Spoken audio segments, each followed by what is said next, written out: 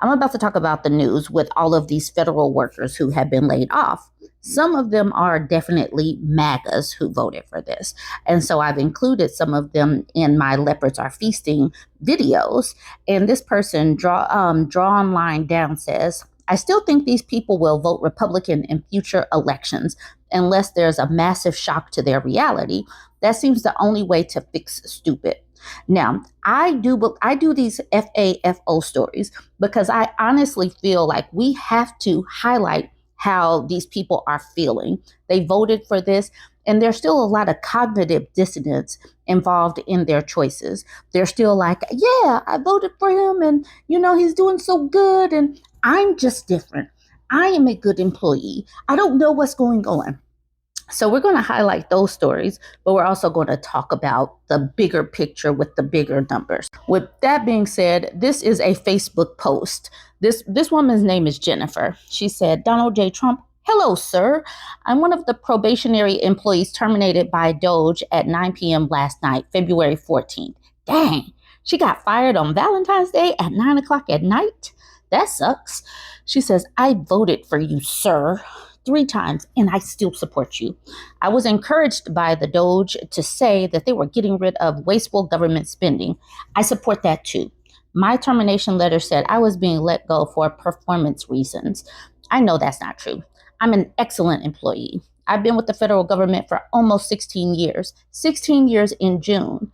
I had started my career with the USDA, transferred to DHS, and recently came back to the USDA because it's such a great agency to work for. Surely that must count for something in your eyes. I'm loyal, and I firmly believe that the work I do as a USDA APHIS PPQ employee is vital and important. My boss, his boss, the managers in neighboring states, my mama's mama, my auntie, they all agree I'm doing an excellent job and that I'm a great asset to the team. I'm the only PHTCO in the state of Kentucky, and my work here is valued and honorable. Each time I voted for you, it was because I knew you made things right and you fixed the wrongs. I'm counting on you now to make this right. I'm pleading with you to reinstate my employment and give me my job back. Please, Mr. President, thank you. She put this on Facebook, y'all. She tagged him on Facebook. What? Oh, these people. So someone says, so sorry, Eifer. Told you he was no good. There is so much more to fear in the next 4 years. Who cares about the price of food and gas when you can't even depend on your livelihood? And then to that, Jennifer says, he is a good president despite this. There's a lot of poor performing government employees that need to go. And the way it was very difficult to fire them. I'm just not one of them. Don't be fearful of the next 4 years. He turned things around 8 years ago, and he'll do it again. This will work out. Besides, I'm the Lord's. I'm the Lord's, and he's got me. I don't worry about tomorrow. That's the cognitive dissonance that I'm talking about. They think that they believe the hype that all these other federal employees suck and that they are the good ones. It's just the other ones that suck. They have allowed everybody else to really demonize people that are simply just going to work. They've allowed them to really make it so that these people all needed to be fired except for them. Just like the Republican GOP, the Republican lawmakers thinking all these other states deserve to have people let go. Not my state, not my people. Anyways, let's just jump into some of these articles. This is an Axios article from February 13th saying federal workers say the firing process is a sloppy mess. The White House latest moves to purge the civil service came late Tuesday via an executive order and an email blast to workers letting them know they were fired. Why it matters. Legal experts say the moves are likely unlawful. Workers complain they were sloppily handled, and the whole process runs the risk of doing long-term damage to critical workings of the federal government. The big picture. There's a standard playbook for how to do hiring, firing, and cuts in the federal government, which is more restrictive than in the private sector, in order to protect the civil service from corruption and politicization. Presidents can also go to Congress to authorize cuts and other actions. the Trump administration isn't going that route. Instead, the White House appears to be moving forward toward the vision laid out in Project 2025, where the president is in total control of the bureaucracy and can no longer be thwarted by Byzantine personnel rules. This is part of the maximalist view of the presidential power, said David Super, a professor at Georgetown Law, whose research focuses on administrative law. For the record, as President Trump has said many times, he had nothing to do with Project 2025, Harrison Fields, White House Deputy Press Secretary, said in an email to Axios. Catch up quick. At around the same time Trump's order was announced, workers at the Consumer Financial Protection Bureau and Small Business Administration received layoff notices. Workers who were fired appeared to be contract workers or probationary employees, meaning they were recent hires, usually brought on within the last year, and more easily let go, though there are rules around that process too. On Wednesday, the push intensified with an email sent to staff at the Office of Personnel Management saying widespread layoffs had begun, the Washington Post reported. By Wednesday evening, the administration was hit with another lawsuit, this time from 4 unions representing the federal workers and the AFL-CIO over the mass firings of hundreds of thousands of employees. Between the lines, federal workers tell Axios they were surprised by how sloppy the process was. One employee at the CFPB said they received what was clearly a form letter, but when viewed on their phone, the format didn't work. The attachment came through addressed to employee first name, employee last name instead of their actual name. Wire first reported on this glitch. A worker at the SBA received 2 different firing emails with attachments, both viewed by Axios, each with a different reason they were let go. The first one said they were being let go because you have failed to demonstrate fitness for continued federal employment. The second one hinged on you are not fit for continued employment because your ability, knowledge, and skills do not fit the agency's current needs and or your performance has not been adequate to justify further employment at the agency. Other SBA workers received firing notices, then were told that was a mistake. Then they received another notice that they were being let go, Bloomberg reported. Zoom in, agency heads were also told in the Tuesday order that for each person hired into their department, they must cut 4 workers. The process here is very crudely done and likely violates federal statutes, Super, the law professor, said. This is an example demonstrably thumbing their noses at the laws of the United States. Elon Musk Doge is given enormous power in the White House order, which says hiring decisions should be made in consultation with his task force. What they're saying, every action taken by the Trump-Vance administration is fully legal and compliant with federal law, Fields, the deputy press secretary, said in his statement. Any legal challenge against it is nothing more than an attempt to undermine the will of the American people, who overwhelmingly elected President Trump to secure the border, revitalize the economy, and restore common sense policies.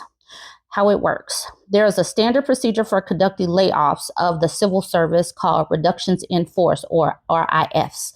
The memo does not change that language, saying agency heads will be required to promptly undertake preparations to initiate large-scale reductions in force, consistent with applicable laws. Typically, however, agencies develop a plan and conduct layoffs based on seniority, qualifications, and performance ratings, and they're not handled on such a broad, sweeping basis.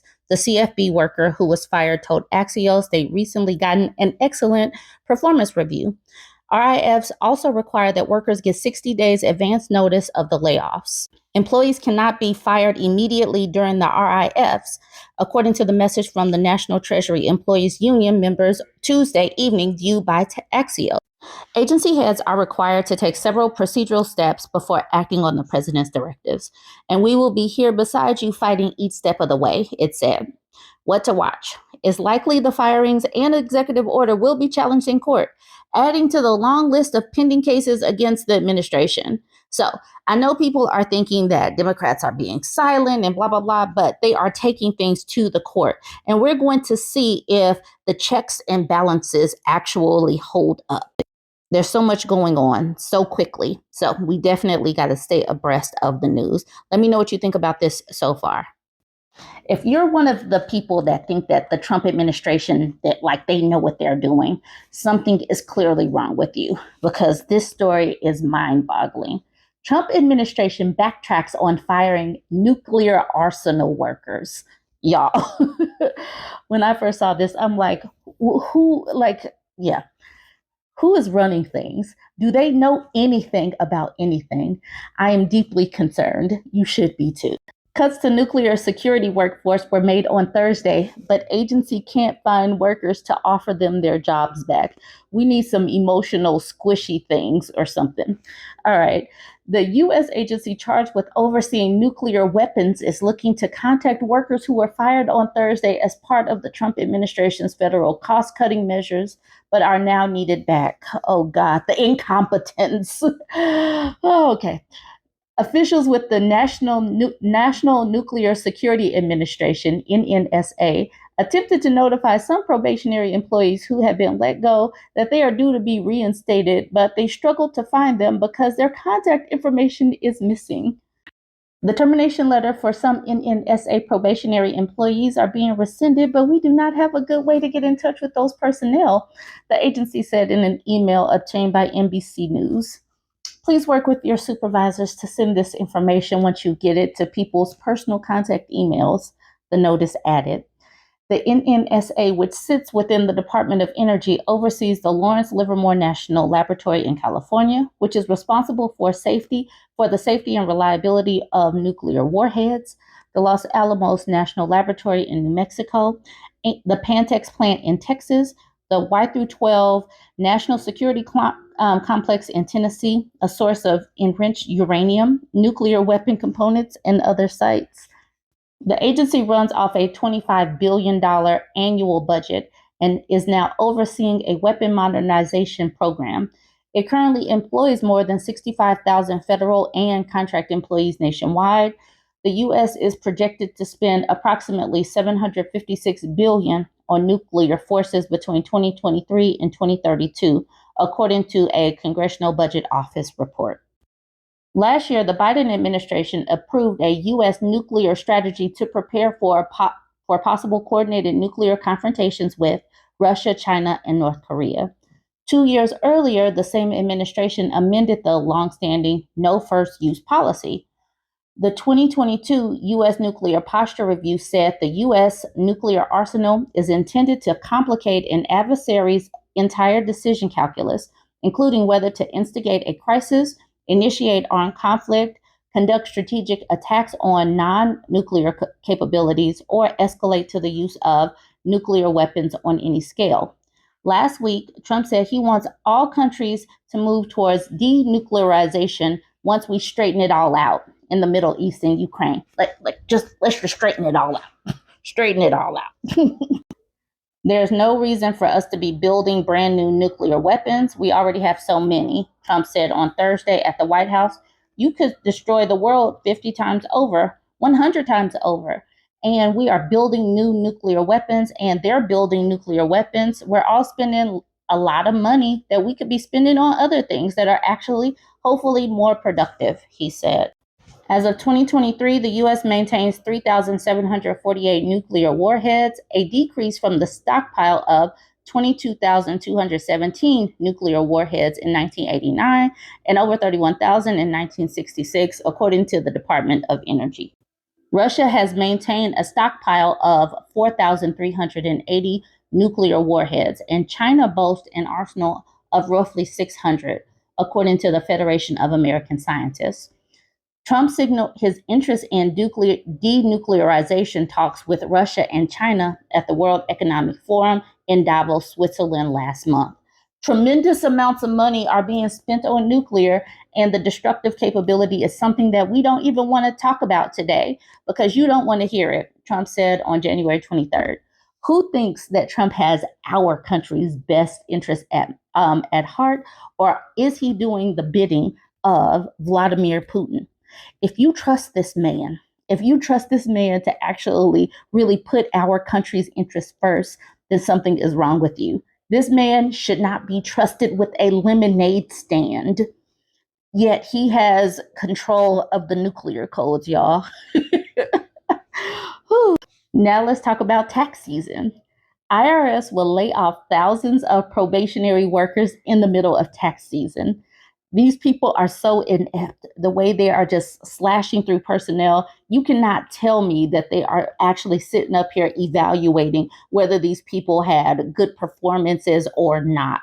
They are simply looking and saying, I need to slash every fourth person. They have some kind of formula like eeny, meeny, miny, mo. That's probably the extent of their strategy. Eeny, meeny, miny, mo, looks like you gotta go, or something like that. I know I need to work on my rhyme. The IRS will lay off thousands of probationary workers in the middle of tax season, according to two sources familiar with the agency's plans, and cuts could happen as soon as next week. This comes as the Trump administration intensifies sweeping efforts to shrink the size of the federal workforce by ordering agencies to lay off nearly all probationary employees who have not gained civil service protection. It's unclear how many IRS workers will be affected. Previously, the administration announced a plan to offer buyouts to almost all federal employees through a deferred resignation program to quickly reduce the government workforce. The program deadline was February 6th, and the administration officials said employees who accept will be able to stop working while still collecting a paycheck through September 30th. However, IRS employees involved in the 2025 tax season were told they will not be allowed to accept a buyout offer from the Trump administration until after the taxpayer filing deadline, according to a letter sent recently to IRS employees. So, we need to make sure that you're used as much as we need you, and then we'll discard you because it's inefficient to keep you, basically. It's unclear how many workers will be impacted by the layoff announcement plan. Representatives from the U.S. Treasury and IRS did not respond to an AP request for comment. January 27th was the official start date of the 2025 tax season, and the IRS expects more than 140 million tax returns to be filed by the April 15th deadline. The Biden administration invested heavily in the IRS through an $80 billion infusion of funds in the Democrats' Inflation Reduction Act, which included plans to hire tens of thousands of new employees to help with customer service and enforcement, as well as new technology to update the tax collection agency. Republicans have been successful at clawing back that money, and billionaire Elon Musk and his Department of Government Efficiency have called for the U.S. to delete entire agencies from the government as part of his, plan to radically cut spending and restructure its priorities. Elected officials are trying to fight against those plans. Attorneys general from 14 states challenged the authority of, Elon Musk, they missed a word there too, to access sensitive government data and exercise virtually unchecked power in a lawsuit filed Thursday. The lawsuit filed in federal court in Washington says the actions taken by Musk at the helm of Doge can only be taken by a nominated and Senate confirmed official. It cites constitutional provisions that delineate the powers of Congress and the president. So, a lot of this stuff is being challenged. A lot of lawsuits will be coming out. I know people are sitting up here hand wringing, but they have to go through this process but Elon Musk and Trump, they don't have a process. They're just going in, smashing and grabbing. I'm not going to do this whole article from ABC, but it says we're under attack by billionaires. Fired federal workers speak out on terminations. Hannah Hinkman, a now terminated worker for the Consumer Financial Protection Bureau, told ABC News the last 4 days have been a roller coaster. It's scary. I had a real moment. I was at CVS the other day, and it kind of came on me all at once that I might not have health insurance in a few weeks. And that really hits you. I think it underscores the fact that we're just regular middle class people, just like the people we're trying to serve. Hinkman was senior litigation counsel for the Division of Enforcement at the CFPB in D.C. She is one of thousands of mostly new employees known as probationary workers laid off this week across the federal government. Those recent hires had joined the federal workforce within the last 1 to 2 years, depending on the agency, and had fewer protections. Hinkman was a probationary hire who had been at the CFPB just under 2 years until Tuesday around 9 p.m. when she saw the termination notice pop up on her phone. It was shocking, frankly, not just to us, but to our direct managers who had not been told this would happen and received notice of the terminations at the same time we did because they were CC'd. Y'all, they're literally doing divorce breakup texts. They are literally breaking up with people via email. And I don't know who thinks that this is right or that this is the way to do things. But I know that some MAGA people will never admit that they were wrong about this and that these people just deserve to be downsized.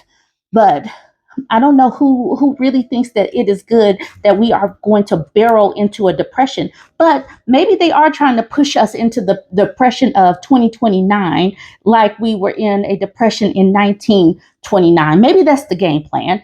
I don't know. Y'all join the conversation. Let me know what you think of all of these. Don't forget to like, comment, and share. And if you made it this far, go ahead and smash the follow button if you're not yet following.